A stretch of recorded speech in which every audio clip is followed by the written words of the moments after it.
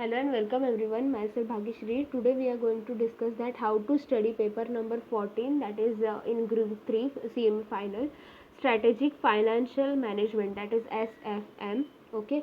Earlier we have seen how to study group 4, that is from paper number 17 to 20. Now we are discussing for paper number 14 group 3. Okay. First of all we have to go for weightage. Okay. Weightage में first of all A जो part है वो है investment decision, that is of 25% weightage है उसका. Then financial markets and institutions, so 20% weightage है उसका. Then C is portfolio management, okay, security analysis and portfolio management 25%. And last one is risk, financial risk management, that is 30%. Okay. अभी ये जो S F M में जो subject है उसमें क्या होता है कि थियरी ज़्यादा है. मतलब अगर आप लोग ने चेक किया तो थियरी बहुत ज़्यादा है. आप बुक का साइज देख के भी आप लोग को समझ में आ जाएगी कि बहुत ज़्यादा थियरी है उसमें. और जो प्रैक्टिकल प्रॉब्लम्स या फिर प्रैक्टिकल टॉपिक्स है ओनली 6 है. Okay, there are only 6 practical topics in S F M, but theory is too much. बहुत ज़्यादा थियरी दिया हुआ है. सो एग्ज़ाम में क्या होता है ना कि थियरी किधर से भी आता है. Okay, so in the exam theory may come from any topic, so it's not clear that from where theory will come. There are some proper theory topics, but in the earlier years, means in earlier attempts, I have checked that from where theory has asked, but theory किधर से भी पूछा है. मतलब ऐसे specific हम लोग नहीं बता सकते कि यही चैप्टर से थियरी आएगा. सो बेटर है कि ज़्यादा से ज़्यादा प्रैक्टिस करेंगे तो प्रैक्टिकल सम्स का जो हम लोग का मार्क्स है वो चला ना जाए.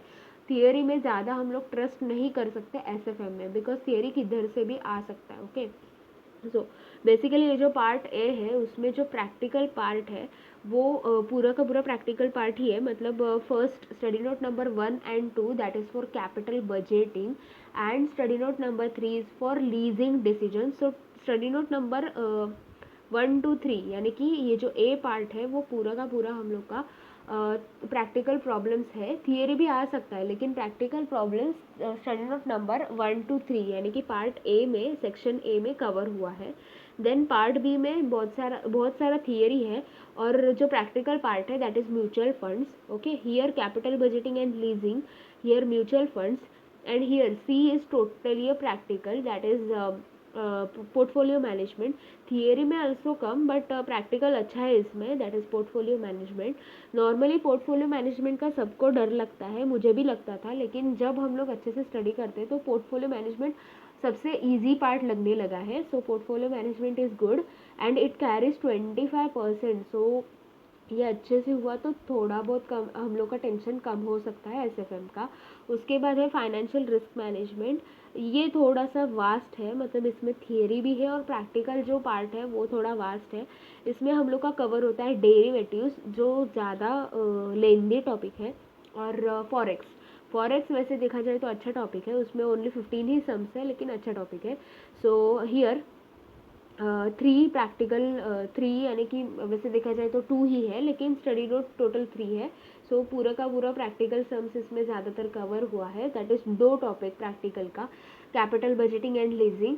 इसमें एक topic that is mutual fund, इसमें पोर्टफोलियो मैनेजमेंट एक टॉपिक, टोटल 4 हो गया. और इधर डेरिवेटिव्स एंड फॉरेक्स यानी कि 6 टॉपिक्स. ऐसे करके हम लोग का प्रैक्टिकल जो भी पार्ट है वो कवर किया हुआ है. उसी का एनालिसिस इधर हम लोग को नीचे दिया है कि क्या क्या टॉपिक्स किधर किधर आते हैं.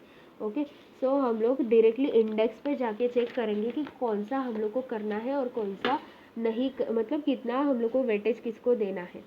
सी, नॉर्मली ग्रुप 4 में कुछ कुछ ऐसे टॉपिक थे जो हम लोग ने स्किप किया या फिर बहुत कम स्टडी किया तो भी चल जाता था. लेकिन एस एफ एम में हम लोग को सब कुछ करना पड़ेगा, एटलीस्ट प्रैक्टिकल पार्ट तो सब कुछ करना पड़ेगा. Okay, in S F M we have to concentrate on practical problems, because theory में come from anywhere. So theory normally अगर नहीं कर सकते, टाइम नहीं मिला तो ठीक है, जो भी आप लोग को नॉलेज है उसके बेसिस के ऊपर कुछ ना कुछ लेके आ सकते. लेकिन थियरी कितना भी करो वो किधर से आएगा कुछ भी गारंटी नहीं है. अगर आपके पास एक्स्ट्रा टाइम है तो आप लोग अच्छे से थियरी कर सकते हो, लेकिन मुझे ऐसे लगता है कि थियरी से बेटर है प्रैक्टिकल प्रॉब्लम्स के ऊपर अगर हम लोग ने ध्यान दिया तो एटलीस्ट वो मार्क्स तो अच्छे से मिल पाएंगे. क्योंकि प्रैक्टिकल प्रॉब्लम्स में सिर्फ 6 टॉपिक्स हम लोग को करना है, लेकिन थियरी में पूरा का पूरा बुक आप चेक करो कितना हम लोग का थियरी भर भर के दिया हुआ है कि इधर से भी कुछ भी आएगा। सो थियरी के पीछे लगोगे तो बहुत कम ही मार्क्स आने वाले हैं, क्योंकि प्रैक्टिकल स्ट्रांग रहेगा तो थियरी में भी कुछ ना कुछ लिख सकते हैं। सो बेटर है कि ज़्यादा से ज़्यादा प्रैक्टिकल के ऊपर पहले फोकस करो, अगर एक्स्ट्रा टाइम है तो थियरी के ऊपर जाना है। ओके, सो अभी SFF में कुछ भी स्किप नहीं करना है, एटलीस्ट प्रैक्टिकल पार्ट में। तो थियरी में तो हम लोग कुछ नहीं बोल सकते कि इधर से भी कुछ भी आएगा। So this is section A, that is investment decision. इसमें 3 स्टडी नोट है, 1, 2 and 3। Okay, so this is capital budgeting. Capital budgeting जो हम लोग ने इंटर में सीखा है वो सब कुछ पार्ट इधर है, मतलब इंटर का कैपिटल बजटिंग इधर है। उसमें टोटल 13 क्वेश्चन है। Okay, this is my habit that find out the number of questions and write here, because while learning or else while doing the revision, we can easily understand that which topic is lengthy and which is not. अगर हम लोग ने इधर number of questions नहीं लिखा तो हम लोग को समझ में नहीं आएगा कि कौन सा टॉपिक लेंदी है, किसमें ज़्यादा क्वेश्चन है, किसको कितना टाइम लगेगा। सो ये मुझे आदत है कि कितना नंबर ऑफ क्वेश्चंस है वो लिख के रखना है। चाहिए तो आप लोग डायरेक्टली लिख लो, मैंने चेक करके लिखा है, कुछ भी चेंजेस नहीं है। So this is study note number 1, that is capital budgeting part of inter. It contains 13 questions. After that, capital budgeting part of final, that is advanced level, that is 14 questions. So total जो practical part है वो ये practical part 1 है, मतलब ये दोनों का एक ही है ना, capital budgeting. So this is practical part 1. It contains total 27 questions. Total 27 questions. So this is your part A for practical, containing 27 questions, inter final दोनों का मिला के। नेक्स्ट है second part of practical problem, that is practical topic leasing decision. Leasing decision भी एक अच्छा topic है और इसमें से क्वेश्चन आता ही है। सी 9 क्वेश्चन है उसमें, अगर अच्छे से करोगे तो कुछ भी प्रॉब्लम नहीं आएगा। उसके बाद इधर हम लोग का पार्ट ए हो जाता है, यानी कि 25% हम लोग को इधर मिल जाता है, 25% हम लोग का इधर कवर हो जाता है पार्ट ए का। Then starts then here section B, that is part B starting. First chapter, that is study note number 4, institutions in the financial market. This is totally theory. ये जो है टोटली थियरी है, जो मैंने एकदम last में रखा था, क्योंकि थियरी पहले से किया तो भी लास्ट तक याद नहीं रहता, इसीलिए मैंने ज़्यादातर प्रैक्टिकल के ऊपर ध्यान दिया था। So this is totally theory, you can write here theory, so that आप लोग का टाइम पास नहीं होगा, मतलब सम्स है कि नहीं वो देखने में। इंडेक्स में सब कुछ लिख के रखना चाहिए, ताकि जो थियरी है वो हम लोग बाद में कर सकेंगे और जो प्रैक्टिकल है उसके ऊपर फोकस करेंगे। जिधर भी आप लोग को ये ऐसे मार्क दिख रहे हैं वो सब प्रैक्टिकल पार्ट है, ये दोनों एक ही है। कैपिटल बजटिंग यानी कि पार्ट 1 है प्रैक्टिकल का, ये पार्ट 2 है प्रैक्टिकल का, और ये अभी ये जो स्टडी नोट नंबर 5 है उसको भी ऐसे किया है, मतलब ये पार्ट 3 है, इसमें म्यूचुअल फंड है, इसके लिए ऐसे किया है। ओके, सो स्टडी नोट नंबर 5 में टोटली थियरी है पहला पार्ट। उसके बाद लास्ट जो स्टडी नोट है, मतलब 5.9 में म्यूचुअल फंड्स दिया हुआ है। सो म्यूचुअल फंड्स इधर कवर होता है। म्यूचुअल फंड का 30 क्वेश्चन है, लेकिन कुछ क्वेश्चन बहुत छोटे हैं, सो इजीली हो जाता है। So this is study note number 5। Theory आप लोग कर सकते हो लास्ट में, लेकिन म्यूचुअल फंड्स ये इम्पॉर्टेंट, मतलब very very very important topic है, करना ही चाहिए। सो इधर हम लोग का प्रैक्टिकल पार्ट 3 कवर होता है म्यूचुअल फंड्स का, जिसमें 30 क्वेश्चंस है। उसके बाद study note number 6, that is capital markets, totally theory. Study note number 6 totally theory. Study note number 7 totally theory, एक भी सम नहीं है। ओके, ये जो स्टडी नोट नंबर 5 में म्यूचुअल फंड का मैंने बताया वो इधर आता है, 141 पेज से लेके आगे वो प्रैक्टिकल पार्ट है, बाकी सब थियरी है। सो 6 एंड 7 टोटली थियरी है। उसके बाद आता है सेक्शन सी। ओके, सो जो सेक्शन ए है वो 25%, यानी कि 25% वेटेज उसका है सेक्शन ए का। उसमें 2 प्रैक्टिकल प्रॉब्लम्स कवर होता है या फिर टॉपिक कवर होता है, कैपिटल बजटिंग और लीजिंग। जो सेक्शन बी देखा उसमें एक ही प्रैक्टिकल टॉपिक है, दैट इज म्यूचुअल फंड्स, बाकी सब कुछ थियरी है। लेकिन ये जो सेक्शन सी है वो पूरा का पूरा प्रैक्टिकल है, मतलब पोर्टफोलियो मैनेजमेंट, जिसमें 37 क्वेश्चन है। इसमें से थियरी भी आ सकता है लेकिन ज़्यादातर प्रैक्टिकल पार्ट ज़्यादा आता है क्योंकि वो अच्छा है, उसमें बहुत सारे फॉर्मूलाज है लेकिन अच्छा पार्ट है। So portfolio management 37 question content करता है। ये अगर आप लोग ने अच्छे से किया तो आपका 25 to 30 मार्क्स पक्का हो जाएगा। ओके, एटलीस्ट 25% वेटेज है तो 25 मार्क्स तो पक्का हो जाएगा। ओके, स्टडी नोट नंबर 8 में हम लोग को दिया है, मतलब ये हम लोग का है प्रैक्टिकल प्रॉब्लम का फोर्थ पार्ट। प्रैक्टिकल प्रॉब्लम का फोर्थ पार्ट, बिकॉज पहला था capital budgeting, second leasing, third mutual funds and fourth portfolio management. ठीक है, उसके बाद लास्ट सेक्शन चालू होता है, सेक्शन डी। पहला जो पार्ट है यानी कि study note number 9 that is totally theory. Then study note number 10 is totally practical but some part is there for theory also. So इसमें 3 टाइप्स आता है, मतलब जो डेरिवेटिव्स हम लोग ने बोला स्टडी नोट नंबर 10 में डेरिवेटिव्स है ना, सी डेरिवेटिव्स। सो ये आप लोग का प्रैक्टिकल प्रॉब्लम या फिर प्रैक्टिकल टॉपिक नंबर 5 है। इसमें 3 टाइप्स आता है। First of all forwards and futures, उसमें 18 क्वेश्चंस है। ऑप्शंस में 22 क्वेश्चंस है और स्वैप एंड स्वैप्शन उसमें 16 क्वेश्चंस है। ओके, सो ऐसे मिला के टोटल इस पे 10 20 30 40 56 क्वेश्चन है। ओके, सो टोटल 56 क्वेश्चन हम लोग को इधर करना पड़ेगा। उसी के बाद हम लोग का ये स्टडी नोट नंबर कंप्लीट हो जाएगा। ओके, सो स्टडी नोट नंबर 10 हम लोग का हो गया। उसके बाद आता है अपना फॉरेक्स यानी कि स्टडी नोट नंबर 11 फॉरेक्स। सो फॉरेक्स में क्या है ना कि फॉरेन एक्सचेंज के रिलेटेड हम लोग का सब सम्स रहता है। वो 15 क्वेश्चंस है, उसमें एक अच्छा पार्ट है, इसको स्किप मत करो क्योंकि इसमें से क्वेश्चन भी आता है और अच्छा पार्ट है 15 क्वेश्चंस का। ओके, सो बेसिकली अगर आप लोग को सीक्वेंस बनाना है कि कौन सा प्रैक्टिकल पार्ट पहले करना चाहिए और कौन सा बाद में करना चाहिए तो आप लोग कर सकते हो। सी बेसिकली अगर मैंने मेरा एक्सपीरियंस देखा तो उसमें क्या है कि टोटल प्रैक्टिकल और प्रैक्टिकल पार्ट तो सब कुछ करना ही है, उसमें कुछ भी हम लोग स्किप नहीं कर सकते। ओके, तो प्रैक्टिकल तो हम लोग को सब कुछ करना है लेकिन सीक्वेंस बना सकते हैं हम लोग कि कौन सा पहले करना है कौन सा बाद में करना है। तो बेसिकली क्या है ना, म्यूचुअल फंड, फॉरेक्स और पोर्टफोलियो मैनेजमेंट ये अच्छा पार्ट है। ओके, म्यूचुअल फंड यानी कि अपना study note number 5, study note number 5 का एंड वाला मतलब 5.9। सो 5.9 उसके बाद फॉरेक्स यानी कि study note number 10। Okay, this is study note number 11 sorry. ये हम लोग का है म्यूचुअल फंड का, ये है हम लोग का फॉरेक्स का। उसके बाद हम लोग जा सकते हैं स्टडी नोट नंबर 8 के ऊपर, that is portfolio management. Okay, then study note number 3 that is leasing decision, and then study note number 1 that is capital budgeting, and study note number 10 that is derivatives. Okay, सी करना सब कुछ है लेकिन अगर आप लोग को इजी पार्ट पहले करना है तो आप लोग पहले म्यूचुअल फंड कर सकते हो, फॉरेक्स कर सकते हो, पोर्टफोलियो मैनेजमेंट कर सकते हो, मतलब 3 इसमें कॉन्फिडेंस आने के बाद आगे का तो इजीली हो जाएगा। लीजिंग भी अच्छा पार्ट है, ये जो कैपिटल बजटिंग है वो थोड़ा कॉम्प्लिकेटेड लगता है और डेरिवेटिव्स तो लगता ही है कॉम्प्लिकेटेड। ओके, सो वैसे देखा जाए तो ये पार्ट बहुत अच्छा है, ये 4 मतलब mutual fund, forex, portfolio management and leasing decision.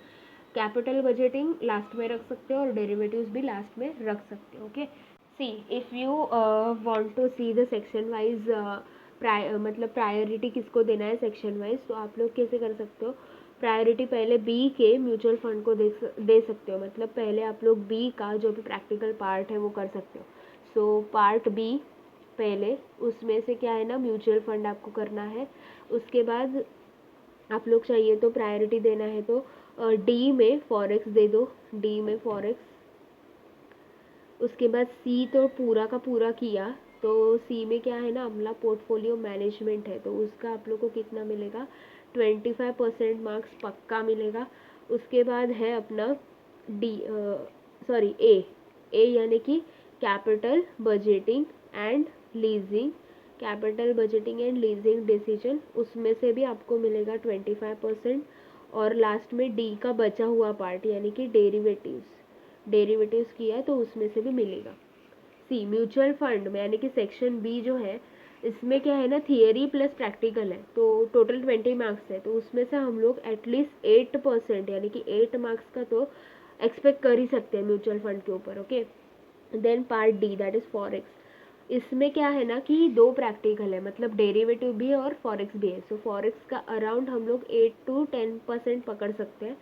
सो इसमें हम लोग कॉन्फिडेंट हो जाएंगे, म्यूचुअल फंड में, फॉरेक्स में हो जाएंगे। पोर्टफोलियो तो अच्छा पार्ट है 25%। Then capital budgeting and leasing दोनों किया तो 25% मिलेगा। और लास्ट में डेरिवेटिव्स किया तो हम लोग को वो जो बचा हुआ परसेंट है दैट इज़ 20%, क्योंकि इसमें डी पार्ट में 10% ऑलरेडी दिया है, मतलब 25% इधर है, तो टोटल हम लोग का हो जाएगा 100%। ओके, सो ऐसे हम लोग को करना है।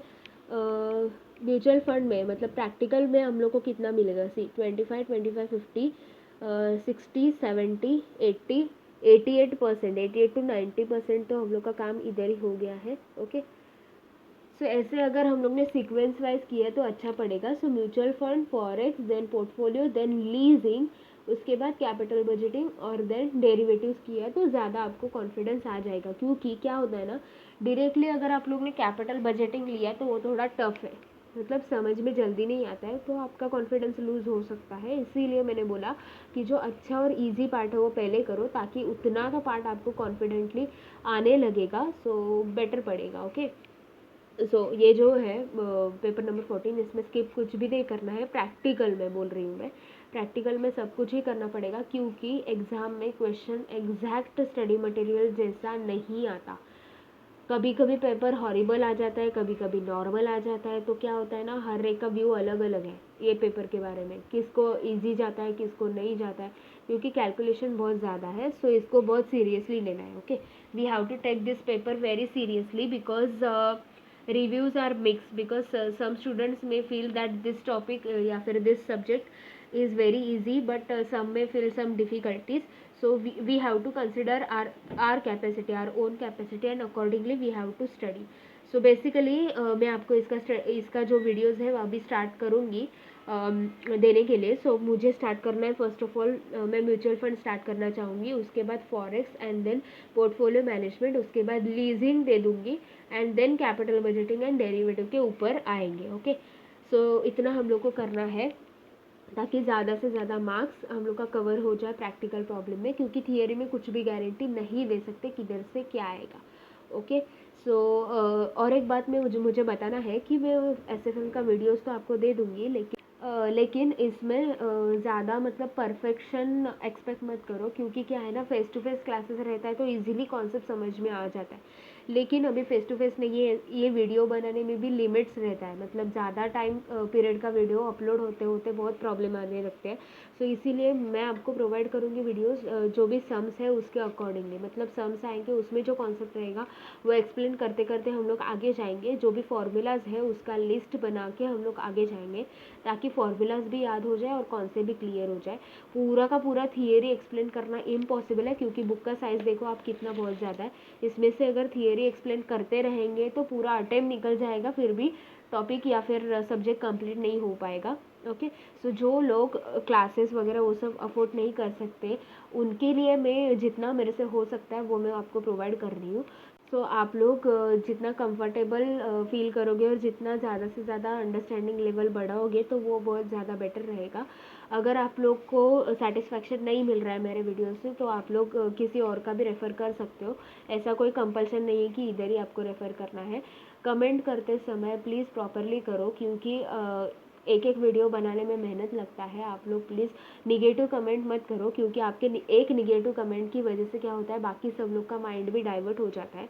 जो लोग क्लासेस अफोर्ड नहीं कर सकते, क्योंकि मैं खुद भी नहीं अफोर्ड कर सकती थी क्लासेस, सो मैंने सेल्फ स्टडी करते समय बहुत सारे प्रॉब्लम फेस किया है। वही प्रॉब्लम आपको फेस ना हो, इसीलिए मैं ये वीडियोस बना रही हूँ। तो अगर आपको कुछ डाउट है तो आप डाउट पूछ सकते हो, लेकिन आप लोग निगेटिव कमेंट मत करो। अगर आप लोग को वीडियोस समझ में नहीं आ रहा है या फिर पसंद नहीं आ रहा है, तो आप लोग चाहिए तो दूसरे किसी का भी रेफ़र करो, लेकिन निगेटिव कमेंट आपको नहीं करना है, क्योंकि हर एक वीडियो बनाने में मेहनत लगता है। मैं जो भी है टॉपिक टॉपिक्स वो अलॉन्ग विथ फॉर्मूला अच्छे से आपको क्लियर कराऊंगी। फिर भी कुछ डाउट रहेगा तो आप लोग पूछते रहना। ये बाकी के सब्जेक्ट की तरह बहुत ज़्यादा डिटेल में नहीं हो सकता क्योंकि ये बहुत ज़्यादा वास्ट है, लेकिन आप लोग को प्रैक्टिकल प्रॉब्लम में कुछ भी प्रॉब्लम नहीं आएगा अगर आप लोग ने अच्छे से वीडियोज़ फॉलो किया तो। ओके, और अलॉन्ग विथ फाइनल मैं इंटर का भी वीडियो पोस्ट करना चाहती हूँ, लेकिन इंटर में अगर आपके कोई फ्रेंड्स हैं तो उनको बताओ कि कौन से टॉपिक चाहिए आपको, कमेंट करें ताकि उन लोग को भी हेल्प मिल जाए। ओके, सो इंटर में अगर आपके रेफरेंस में कोई स्टूडेंट है और उसको ज़रूरत है ऐसे वीडियोस की तो उन लोग को बोल देना कि आप लोग को कमेंट करना है वीडियो के ऊपर व्हाट विच टॉपिक नेक्स्ट, ऐसा जो वीडियो मैंने लास्ट टाइम बनाया था उसके ऊपर, ताकि मुझे भी समझ में आ जाए कि कौन सा वीडियो इंटर वालों को भी चाहिए। Okay, so here we have completed discussion for paper number 14, that how to study paper number 14 SFM. If you found this video helpful, then please like the video, do share it with friends, subscribe my channel and press the bell icon to get more updates, and please check my channel's playlist to get more videos on various topics. Thanks for watching friends.